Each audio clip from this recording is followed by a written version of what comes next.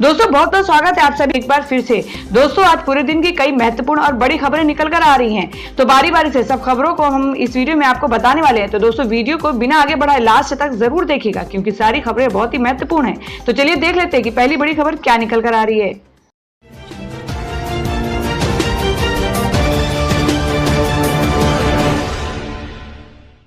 तो दोस्तों आज की जो पहली बड़ी खबर निकल कर आ रही है, आपको बता दें कि दिल्ली में महंगी हुई शराब, केजरीवाल सरकार ने लगाया स्पेशल कोरोना फी टैक्स। जी हम बात करें कि लॉकडाउन के तीसरे चरण में दिल्ली में कई जगहों पर शराब की दुकानें खोली गई, लेकिन लोग सोशल डिस्टेंसिंग की धज्जियां उड़ाते दिखे हैं। और इसी बीच सोमवार को दिल्ली सरकार ने शराब पर कोरोना टैक्स लगा दिया है, जिसके बाद दिल्ली में शराब महंगी हो गई है। दिल्ली सरकार के मुताबिक अब दिल्ली में MRP पर 70% टैक्स लगेगा। सरकार का यह निर्णय आज से लागू हो जाएगा और सरकार ने MRP पर 70% स्पेशल कोरोना फीस लगाई है। दिल्ली सरकार ने सोमवार को शराब पर स्पेशल कोरोना फी नाम से नया टैक्स लगाने की घोषणा कर दी है।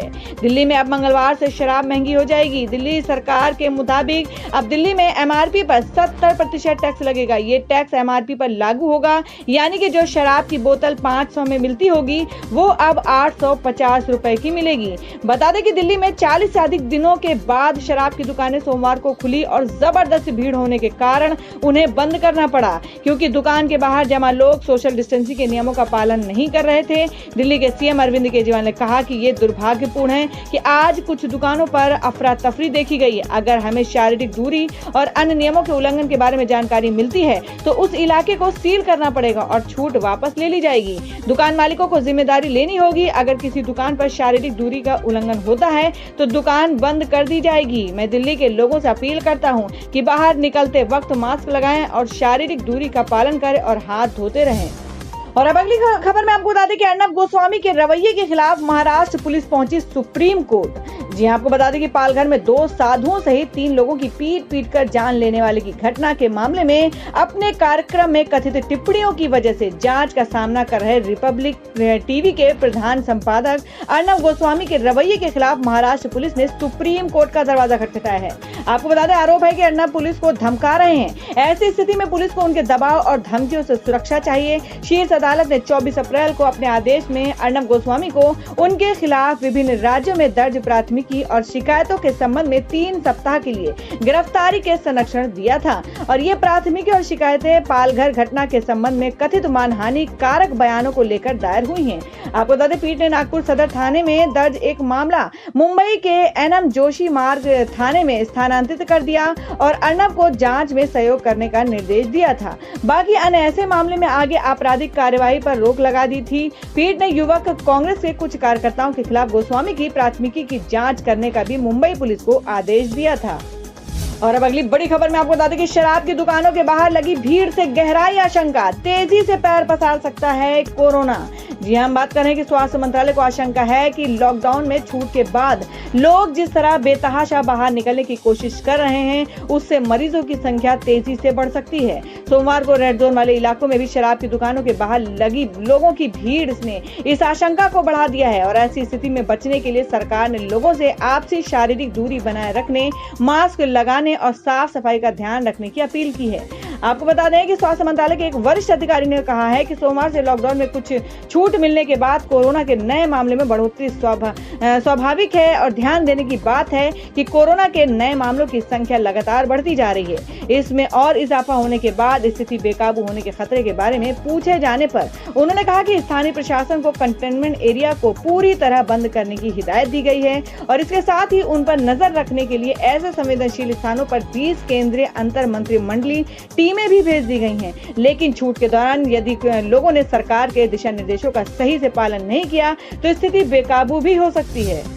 तो दोस्तों आप लोगों को क्या लगता है कि सरकार ने जिस तरह से शराब की दुकानों में को खुलने में छूट दिया है, क्या सरकार का ये फैसला सही था? आप अपना सुझाव कमेंट बॉक्स में जरूर दें। बढ़ते अगली खबर की ओर। और अब जो खबर आ रही है आपको बता दें कि कोरोना संकट में लोगों की मदद के लिए आए सलमान खान खास अंदाज में लोग कर रहे हैं उनकी तारीफ। जी हम बात कर रहे हैं कि बॉलीवुड के भाईजान सलमान खान ने जरूरतमंदों को कुछ अलग अंदाज में भिजवाया राशन, जिसकी यूजर जमकर प्रशंसा कर रहे हैं। लॉकडाउन में अपने फार्म हाउस में superstar Salman Khan corona virus की मुश्किल घड़ी में लगातार जरूरतमंदों की मदद कर रहे हैं। पहले बॉलीवुड इंडस्ट्री में काम करने वाले 25,000 से अधिक डेली वेजेस वर्कर्स के अकाउंट अकाउंट में रुपए ट्रांसफर कर उनकी मदद की थी। और अब सलमान खान ने अपने इंस्टाग्राम पर एक वीडियो शेयर किया है जिसको देखकर यूजर उनकी जमकर प्रशंसा कर रहे हैं। आपको बता दें कि फिल्मों और अपने काम को लेकर अपने फैंस के दिलों पर राज करने वाले फिल्म इंडस्ट्री के सल्लू भाई यानी सलमान खान ने इस बार गांव वालों को राशन भेजकर उनका ही नहीं बल्कि देश भर के फैंस का फिर से दिल जीत लिया है। रियल लाइफ में अपनी जबरदस्त एक्टिंग से लोगों के दिलों पर राज करने वाले कलाकार सलमान खान लॉकडाउन के समय में जरूरतमंदों की लाइफलाइन बनकर ये बता दिया है कि वो रियल लाइफ में भी नहीं बल्कि रियल लाइफ में भी हीरो हैं। बता दें कि लॉकडाउन में दिहाड़ी मजदूरों और अन्य काम करके हर दिन की रोटी का जुगाड़ करने वालों के लिए बहुत कठिनाइयां थी, लेकिन सलमान खान उनकी मदद को लगातार सामने आ रहे हैं। सलमान खान ने एक बार फिर से भूखे जरूरतमंदों के लिए बैलगाड़ी और ट्रैक्टर्स में भर कर राशन भेजा है। सलमान खान ने जरूरतमंदों को किराने का सामान दान किया और अपने फार्म हाउस से भारी भरकम सामान बैलगाड़ियों और गाड़ियों में भर कर सामान भेजा। सलमान खान ने जरूरतमंद लोगों तक राशन से भरे पैकेट पहुंचाने के लिए स्वयं ये सामान लोड करवाया, जिसकी अब उनके फैंस काफी तारीफ कर रहे हैं। सलमान खान ने इंस्टाग्राम और ट्विटर पर 2 वीडियो शेयर किया है और दिखाया कि वो कैसे लोगों की मदद कर रहे हैं। तो दोस्तों, खबरों में आगे बढ़ने से पहले जान लेते हैं आज के माइंड क्विज के सवाल को। आज का सवाल है, आपको बताना है पंजाब की राजधानी कहाँ है। इसका जवाब आपको वीडियो के नीचे कमेंट बॉक्स में देना है और सही जवाब देने वाले को रैंडमली सिलेक्ट किया जाएगा और वो जीत सकते हैं बम्पर पुरस्कार। बढ़ते अगली बड़ी खबर। और अब अगली बड़ी खबर बता दें कि प्रियंका गांधी का केंद्र पर हमला, कहा जब नमस्ते ट्रम्प के लिए 100 करोड़ रुपए हैं तो मजदूरों के लिए क्यों नहीं है। जी आपको बता दें कि दूसरे राज्यों में फंसे प्रवासी मजदूरों को अपने राज्य में भेजने के लिए शुरू की गई श्रमिक स्पेशल ट्रेनों में किराया वसूलने के मामले पर विवाद बढ़ता ही जा रहा है। कांग्रेस सहित विपक्ष की कई पार्टियों ने इस मामले पर सरकार को सीधे घेरते हुए आरोप लगाया कि उसे गरीबों की परवाह नहीं है। वहीं रेलवे का कहना है कि वो राज्य सरकारों से केवल मानक किराया वसूल रहा है, जो इस यात्रा की कुल लागत की महज 15% है। अब इस मामले को लेकर कांग्रेस महासचिव प्रियंका गांधी ने भी केंद्र सरकार को निशाने पर लिया है।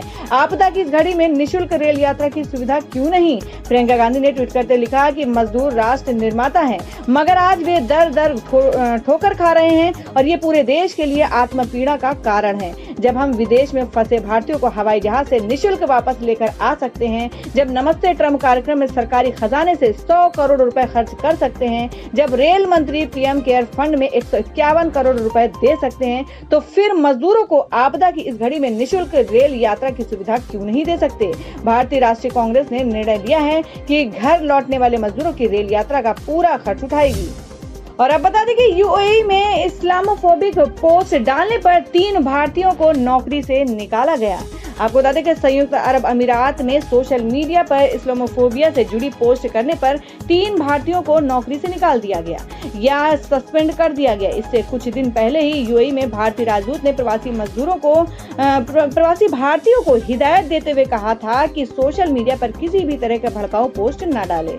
गल्फ न्यूज की रिपोर्ट के मुताबिक यहाँ रह रहे करीब आधा दर्जन लोगों के खिलाफ सोशल मीडिया पोस्ट को लेकर कार्रवाई हुई है। इन 3 भारतीयों में chef Rawat Rohit, store keeper Sachin Kinni Goli और एक कैश कस्टोडियन है, जिनकी पहचान एम्प्लॉयर की ओर से जाहिर नहीं की गई है। इस रिपोर्ट में कहा गया है कि भारतीय प्रवासियों ने अपने राजदूत की चेतावनी को अनसुना कर दिया है, क्योंकि इस्लामोफोबिया से जुड़ी सोशल मीडिया पोस्ट को लेकर कार्रवाई का सामना करने वाले लोगों की संख्या बढ़ती जा रही है।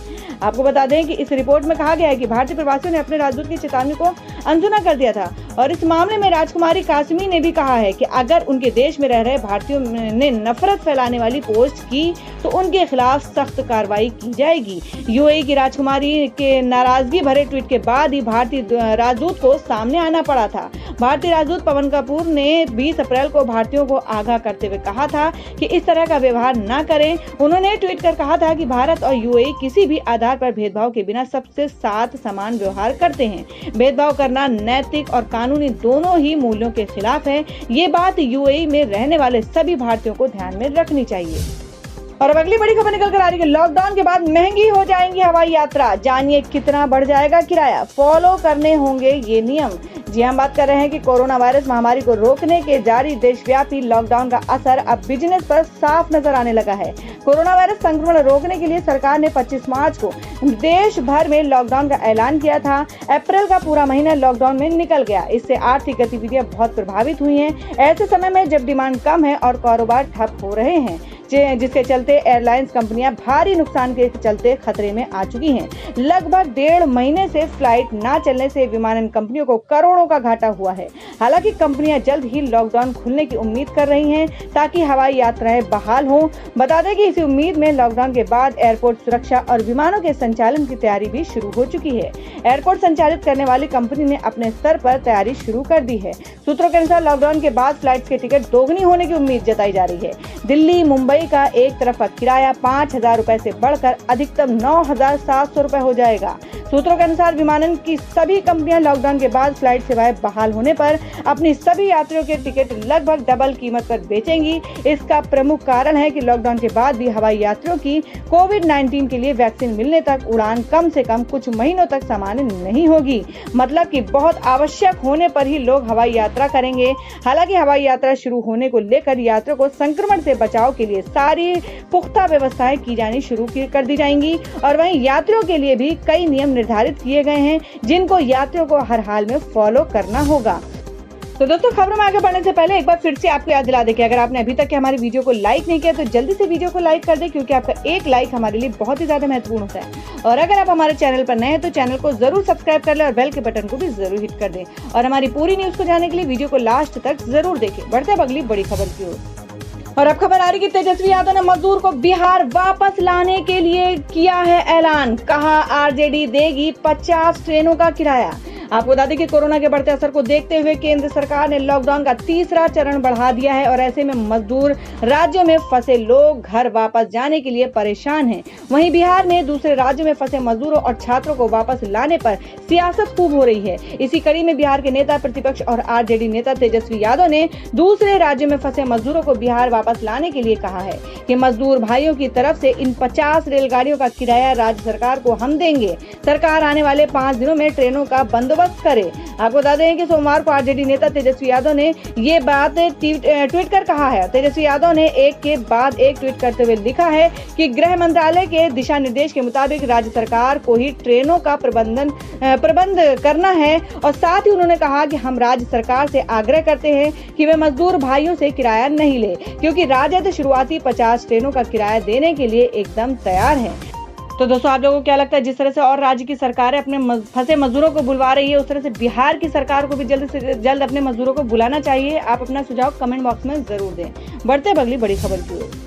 तो दोस्तों, अब बात कर लेते हैं कि क्या है देश भर में कोरोना संक्रमित मरीजों का आंकड़ा। जी हां, आपको बता दें कि 42,000 के पार पहुंची कोरोना के मरीजों की संख्या। 24 घंटे में सामने आए 2,553 नए केस। जी हम बात करें कि देश में 1 महीने से भी ज्यादा समय से लागू लॉकडाउन के बावजूद कोरोना वायरस का कहर थमता नजर नहीं आ रहा है। सोमवार को केंद्रीय स्वास्थ्य एवं परिवार कल्याण मंत्रालय ने जानकारी देते हुए बताया कि पिछले 24 घंटे के दौरान ही कोरोना वायरस के 2,553 नए केस सामने आए हैं और इन नए मामलों के बाद कोरोना वायरस के संक्रमित मरीजों की संख्या बढ़कर 42,533 हो गई है। वहीं पिछले महज 24 घंटे के भीतर ही कोरोना वायरस 72 लोगों की जान भी ले चुका है। आपको बता दें, केंद्रीय स्वास्थ्य एवं परिवार कल्याण मंत्रालय के मुताबिक अभी तक कोरोना वायरस के कारण 1373 लोगों की जान जा चुकी है। हालांकि राहत की बात यह भी है कि कोरोना वायरस से संक्रमित 11,707 मरीजों को अभी तक ठीक भी किया जा चुका है। इन आंकड़ों के मुताबिक देश में अब कोरोना वायरस के एक्टिव केस 29,453 हैं। आपको बता दें कि कोरोना के लगातार बढ़ रहे संक्रमण को देखते हुए देश में लॉकडाउन का तीसरा चरण लागू किया गया है, जो कि 4 मई से 17 मई तक के लिए रहेगा। और अब बता दें, सोनिया गांधी का बड़ा ऐलान, घर लौट रहे प्रवासी मजदूरों के ट्रेन टिकट का सारा खर्च उठाएगी कांग्रेस।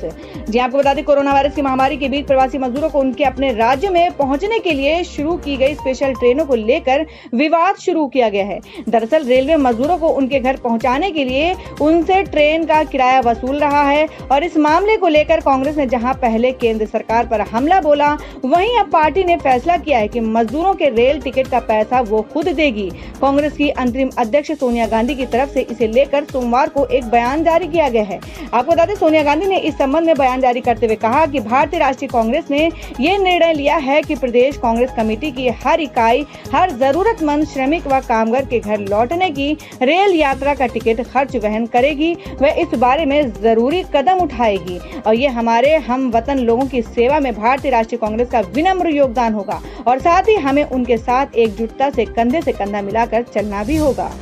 और अब जान लेते हैं क्या है देश भर में मौसम का हाल। झारखंड में हुई बारिश तो अगले कुछ घंटों में इन राज्यों में आ सकता है आंधी तूफान। आईएमडी ने जारी किया अलर्ट। जी आपको बता दें कि पूरा देश इस वक्त कोरोना संकट से जूझ रहा है, तो वहीं देश के कई राज्यों में हो रही बेमौसम बरसात ने किसानों को बुरी तरह से परेशान कर दिया है। झारखंड के कई इलाकों में आज सुबह से ही तेज गरज के साथ बारिश हो रही है।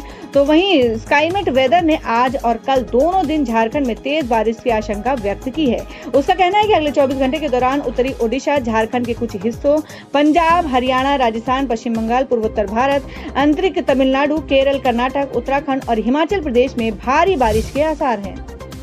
तो दोस्तों ये थी अब तक की सभी बड़ी खबरों की अपडेट्स। टुडे ब्रेकिंग न्यूज और लेटेस्ट खबरों को देखने के लिए हमारे चैनल ऑसम ज्ञान हिंदी न्यूज चैनल से जुड़े रहिए और हमारे वीडियो को लाइक शेयर जरूर करते हैं अपने दोस्तों और रिलेटिव्स के साथ। तो दोस्तों फिर मिलेंगे काम की खबरों और सरकारी योजनाओं की एक और नई वीडियो के साथ। तब तक के लिए धन्यवाद दोस्तों।